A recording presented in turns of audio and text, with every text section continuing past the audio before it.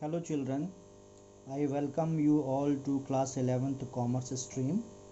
So today we are going to start a chapter which is already known to you. So from known to unknown we will move.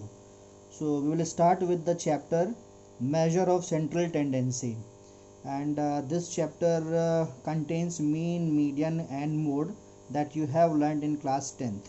So let us understand what is the meaning of measure of central tendency. So measure of central tendency is that single figure or value which represents the whole statistical series. It means it is a representative value. So these measure of central tendencies are of different types. So let us understand them one by one. First one, it is mean. Commonly we call this mean as the average or arithmetic mean.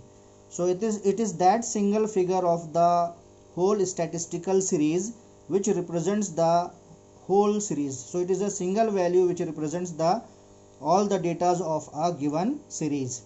So we all know that it can be calculated by adding up the given values and dividing that total by the number of items in that series. Now mean are of two types, arithmetic mean and weighted mean. About this we will learn along with the numerical example. Now the next type of measure is median. So median it is the middle value, or we can say the mid value of a arranged series. So that series should be arranged in any order, either ascending or descending.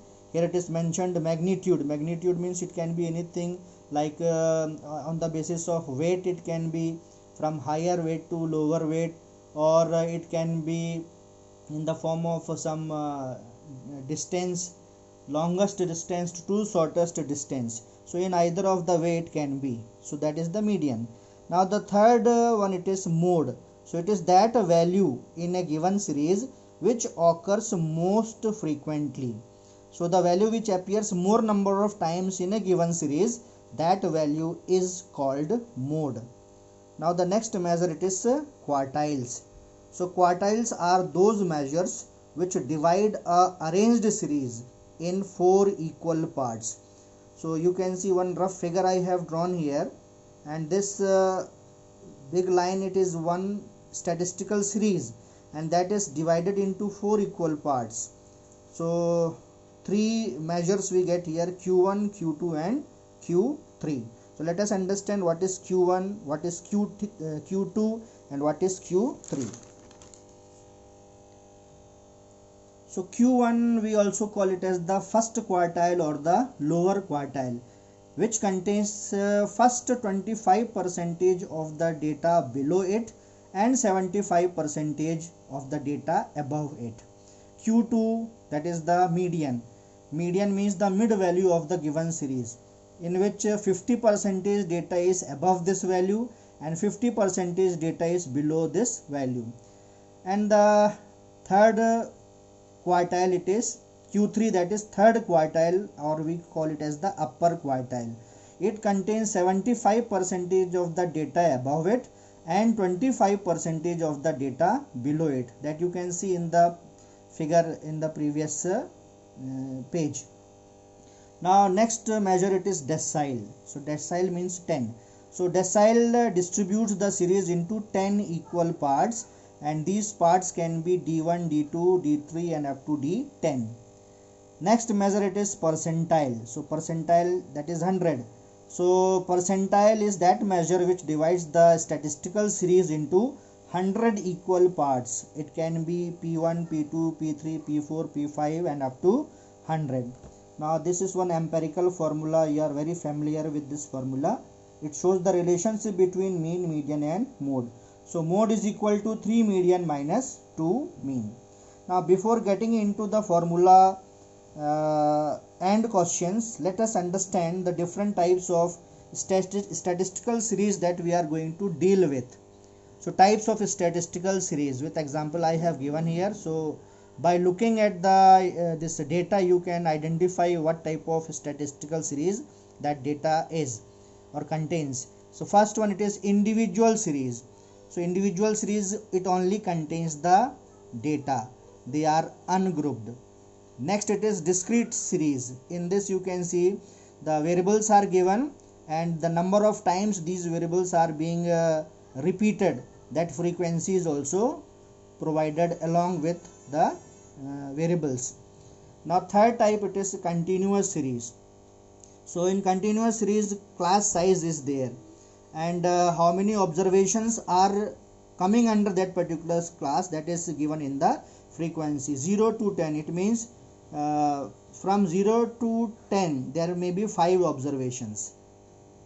Then 10 to 20, it means 8 items are in between the range 10 to 20, 20 to 30, 30 to 40. So if you see a statistical series in this form, that series is called continuous series.